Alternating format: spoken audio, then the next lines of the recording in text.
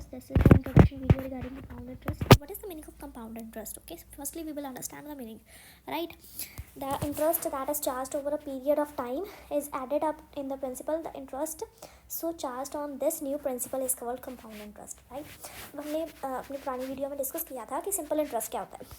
हमें पता है कि सिंपल इंटरेस्ट हमारे पास क्या होता है, जो भी हमारे पास अब हमारे प्रिंसिपल अमाउंट के ऊपर अकॉर्डिंग टू द टाइम जो अमाउंट ऐड होता है that is a simple interest, and जो हमें टोटल अमाउंट लास्ट में मिलता है that is principal plus our interest, right. तो ये हमने सिंपल इंटरेस्ट के केस में पढ़ा था. But in case of compound interest जब भी हमारे पास जो भी प्रिंसिपल अमाउंट होता है ना, वो ईयर्स के हिसाब से हमारा उसमें अमाउंट जो है वो ऐड अप होता रहता है, राइट. तो हमारे पास एक न्यू प्रिंसिपल बन जाता है. क्या बन जाता है? New principal. जब भी इसमें हमारे पास टाइम या रेट के हिसाब से चेंज होके वो एक न्यू प्रिंसिपल बन जाता है, एंड देन उस प्रिंसिपल के ऊपर हमारे पास रेट एंड टाइम लगता है, then we will get another value, right. So ये होता है हमारे पास in case of compound interest. So हम इसको पहले इसके फॉर्मूला को डिस्कस करेंगे and then we will understand its question, right. So moving on to its formula, right. So amount का फॉर्मूला हमारे पास in case of compound interest होता है amount is equals to P 1 + r/100 raised to power n.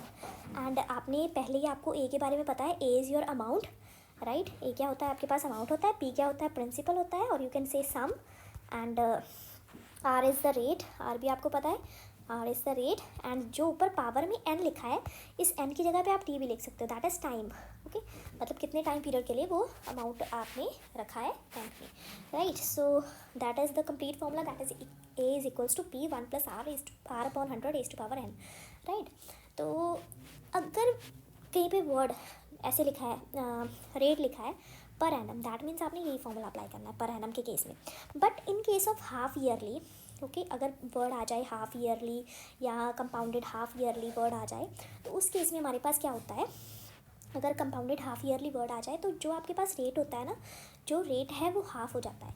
मतलब अगर मेरे पास rate की वैल्यू जो है दैट इज़ 8% है, तो मेरे पास हाफ ईयरली के केस में जो रेट आ जाएगा वो क्या बन जाएगा, दैट इज़ 4%. मतलब 8 का हाफ दैट इज़ 4. एंड अगर मेरे पास हाफ ईयरली के केस में जो टाइम है वो 1 ईयर है ना, अगर मेरे पास हाफ ईयरली के केस में जो टाइम है वो 1 ईयर है, तो वो क्या बन जाता है, डबल हो जाता है, that is 2 years. Time will become 2 times. Okay, जो रेट है वो हाफ हो जाता है, लेकिन जो टाइम है वो डबल हो जाता है. I hope you will understand this concept, right. If the word written over there that is compounded quarterly, and you know what is the meaning of quarterly? Quarterly means that is its fourth part, right. So quarterly means 1/4 part. अगर हमारे पास compounded quarterly लिखा है word, तो उसका मतलब क्या है, जो आपका रेट है वो क्या हो जाएगा, that will become r/4.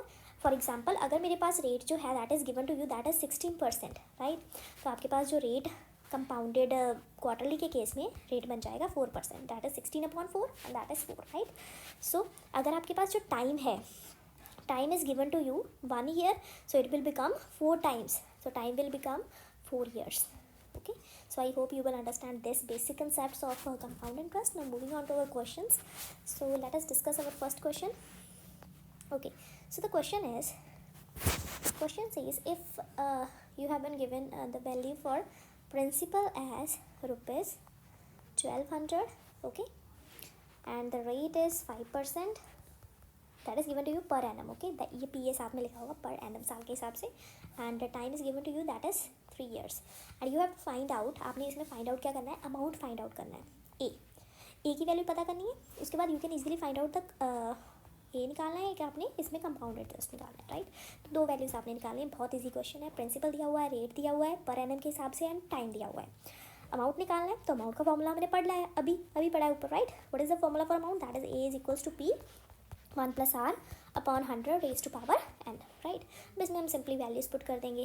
अगर पी वैल्यू इज़, पी की हमारे पास वैल्यू कितनी है यहाँ पे, पी की वैल्यू हमारे पास है 1200, एंड 1 + r की वैल्यू हमारे पास है 5/100 रेज़्ड टू पावर 3. अब हमने इसको सिंप्लीफाई कर लेना है. 5 1s are 5, 5 2s are 10 and 0 20, right. And अब हमारे पास ये 1200 है, राइट. अब हमने इसको सिंप्लीफाई कर देना है. सो एलसीएम वगैरह लेंगे तो हमारे पास यहाँ पे एलसीएम 20 आ जाएगा.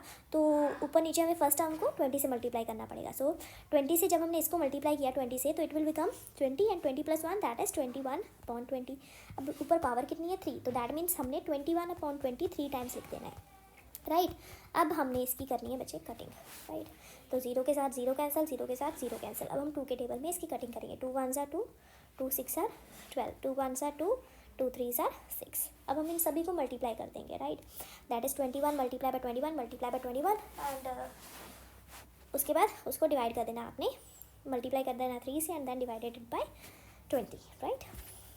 सो बहुत ईजी क्वेश्चन है and you will get your answer, right. So हमारे पास 21 इंटू 21 दैट इज़ 441 होता है एंड 21 इंटू 3 दैट इज़ 63। तो इन दोनों को हम मल्टीप्लाई कर देंगे तो it will become 3 2 1 12 and 13, right. It is 6 24 and over here 2 and 6 4 ज़ा 24 and 2 24 2 26, right. 3 8 7 7 2, so it will become 27783 and it is divided by 20, right। तो अगर मैं इसको 2 से डिवाइड कर लूँ, राइट, बाद में डेसिमल पॉइंट लगा सकते हैं हम। तो हमने इसको 2 से डिवाइड किया तो हमारे पास ये बन जाएगा, let me write it as, इसको मैं लिख लेती हूँ यहाँ पे, या सो इट विल बिकम 2 1 ज़ा 2, 2 3 ज़ा 6 and it will become 17 17 and 16। यहाँ पे हमारे पास 16 आता है 8 पे एंड नाउ 18 9 पे एंड 2 1 ज़ा 2.5, राइट। ये हमारे पास बन गया। अब डिवाइडेड बाय हमारे पास एक बार अपॉन में क्या है 10 है यहाँ पे, तो मैंने डिवाइडेड बाय 10 किया तो it will become 1389.15, right. So it is it's amount, right, but we have to calculate the compound interest also, so we haven't discussed the formula for compound interest, right। तो compound interest का हमारे पास formula क्या होता है, a minus B, amount में से principal को minus कर देना है, ओके। सो हमारे पास अमाउंट कितना आया अभी, दिस, एंड इसमें से हमने अपना principal amount that is this minus कर देना है 0.00 लगा के। तो ये हमारे पास क्या बन जाएगा, it will become this 0.981, so rupees 189.15. I hope you will understand this simplest question ever, right। Now moving on to our next concept, so let's check it out. What was the question? So question says you have to find out the rate, at what rate percentage, right। आपने एक चीज़ mind में रखनी है, जो आपके पास छोटी वाली value होगी ना, दो वैल्यूज़ अगर आपके पास हैं, जो उसमें से छोटी वाली वैल्यू होगी वो क्या होगी आपके पास, प्रिंसिपल, ओके। तो अगर मेरे पास 625 है, दूसरी मेरे पास वैल्यू थी 676, तो ये मेरे पास जो 676 है दैट इज़ अवर अमाउंट। जो बड़ी वाली वैल्यू वो क्या होती है, अमाउंट होती है, जो छोटी वाली वैल्यू होती है वो क्या होती है, principal. And the time is given to you that is 2 years and they are saying that it is compounded annually, so you can easily calculate its rate, right। so हमारे पास जो वैल्यूज़ हैं वो आप देखोगे तो हमारे पास अमाउंट का formula क्या होता है, P 1 + R/100 raise to power n, right. अब हमने इसमें वैल्यूज पुट कर देनी है। यहाँ पे हमारे पास 676, ये मैं P को ना नीचे ले आई इस साइड, ये वाले P को मैं इस साइड नीचे ले आई, तो इट विल बिकम 625 इसके नीचे आ गया एंड 1 + R/100 ऊपर पावर में मेरे पास क्या है, यहाँ पे 2 है। अब हमें पता है कि ये हमारे पास, इसकी मैं अगर कटिंग कर दूँ, राइट, तो ये मेरे पास दोनों सेम टेबल में कट हो रहे हैं, राइट। तो सॉरी, कटिंग कर रही हूँ यहाँ पे। सो यहाँ पे कटिंग नहीं, हमें पता है कि it is a perfect square of 26 and it is perfect square of 25, right. यहाँ पे हमने क्या किया, सो अब हमारे पास 2 के साथ 2 कैंसिल हो गया यहाँ पे क्या बच गया, 26/25 एंड इधर हमारे पास क्या बच गया, 1 + R/100, राइट। तो ये वाला 1 हमने इधर ले आना है, तो 26/25 -1, राइट। इधर हमारे पास क्या बच गया, R/100। अब यहाँ पे LCM वगैरह लिया है, इसको सिंप्लीफाई करना है and it will become 26 - 25/25 is equals to R/100, right. अब इसकी कटिंग कर दो, पहले इसको 1/25 लिख लिया, फिर ये नीचे वाला 100 ऊपर ले आए, इधर बच गया R। अब इसकी कटिंग की, you will get your answer as R is equals to 4%, right.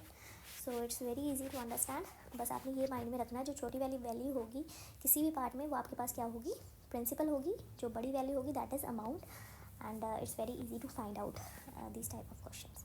I hope you will like this video. If you like this video, you can hit the like icon right over there and you can subscribe to my channel. Thanks, bye bye, enjoy.